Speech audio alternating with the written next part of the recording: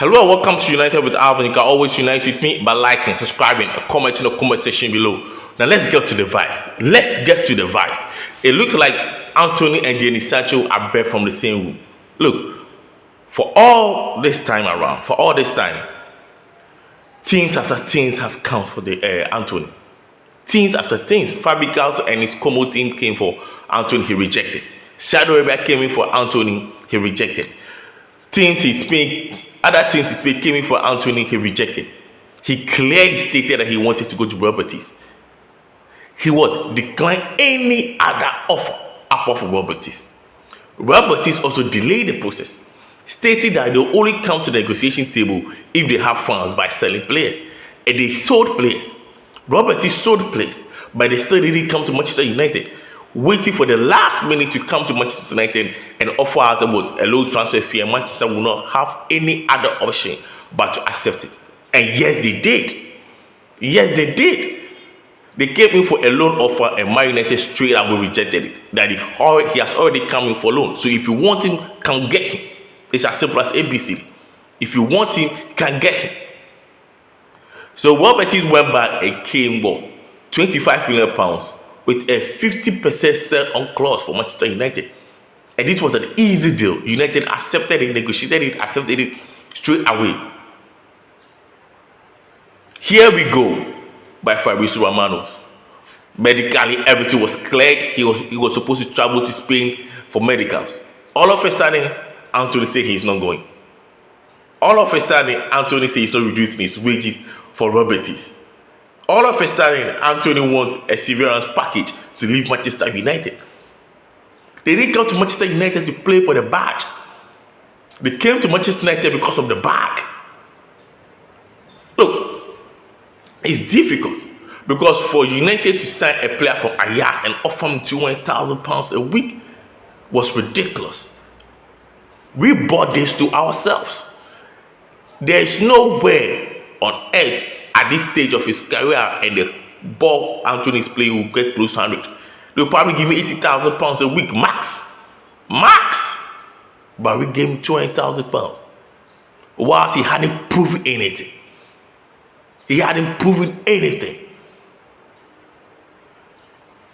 How can we lay him off? He's probably chopping up with Jadon Sancho, sitting somewhere chilling. He has 2 years. He will run it down. Same as Jadon Sancho trying to round out his last year contract in Manchester United. This was supposed to be a simple transfer that would get Man United and money and a future selling clause, 50%. We might probably get additional 10 million pounds in the near future if he does well in Real Betis and other teams come for him. He doesn't want to go. Why? You say you want Real Betis, and you already knew the conditions of Real Betis. And I thought he has already agreed personal terms with Real Betis. Just to change your mind all of a sudden. He doesn't care about the World Cup. He doesn't care if he goes to the World Cup or not. He's already played one World Cup. It's good enough for him. Play Copa America is good enough for him. He wants the bag. This is what I call from frying pan to fire. We just can't get a breather. Bad news after bad news after bad news after bad news. The club we've long been running this club badly. The Glazers have really hurt this club. They did. And it will take a whole lot than just 3 transfers. Ruben Amorim made, in his press conference, he made a statement that sometimes he hates his players, sometimes he loves his players, sometimes he wants to stay in the club beyond 20 years, sometimes he wants to leave the club. Welcome to our war. This is how the fans have been feeling years after years after years. This is what we'll be going through. Emotional torture. That's how I call it. Emotional torture. This is what we'll be going through. So until United stick with a manager to properly reconstruct the whole thing, to properly rebuild, we're never going to get anywhere. 4 players will not change anything. Luke Shaw has been in the club for way too long. Diego Dallo has been in the club for way too long. Harry Maguire has been in the club for way too long. We need to change all of them. Bruno, El Capitano, El Magnifico, you've done very well, but next season he got to go. We need to change everything. We need to bring in players the manager wants. Bring in players that will fight for the badge. Bring in players that will bleed for the manager. Until we change 10 to 15 players, we're not going to win. We're not going to compete. Guardiola came to Manchester City. After Manchester City won the Premier League title, he spent £600 million in 2 years to rebuild everything to suit him. Joe Hart was a good goalkeeper, changed it. And he changed. I remember he was signing players that they weren't adapt. He changed them also. I remember Bravo coming to City, he changed him. He signed Bravo, but he changed him also within a season. How many players the club signed? Mane, Salah, Firmino, Van Dijk, Allen, no. Changes after changes until he really got there. 45 seasons. Arteta had authentication with who? Aubameyang. Like he had authentication also with Lacazette. Had to let Xhaka go. Changes. Brought in Saka from left back to what? Left wing.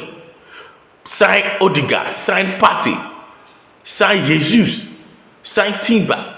They signed 7 to 8 players before they got to where they are. We can't just bring in Eric Ten, sign 2-3 players and we out. Amorim, 2-3 players and we out. Another manager, 2-3 players and we out. It won't happen. We need to stick to Ruben Amorim for the best, for West. He has to stay 4 seasons. And during those 4 seasons, we have to suffer. The changes will be minute. It might not be straight away major. Changes from Arsenal was minute to they got where they are. Changes from Club Liverpool was minute to they got where they are. And we need to go, and I'm here in United, when signing players now, they do a personal background check to know the personality of the player. That is what should have been done for years. That was what Ferguson was doing. We weren't just signing players. Players who wanted to play for the patch. Roy Ferdinand, Michael Carrick, Berbatov, Tevez, Wayne Rooney, Adrian Van der Sar. They wanted to come and die from United, and you could see that in Cunha, especially. And from what the reports I'm seeing for Sesko, he wanted. He stays. He comes in early, trains early, stays after training, work. These are the players they want. They just don't want to play for money. They also want to make names for themselves. In Bumo, he wants United.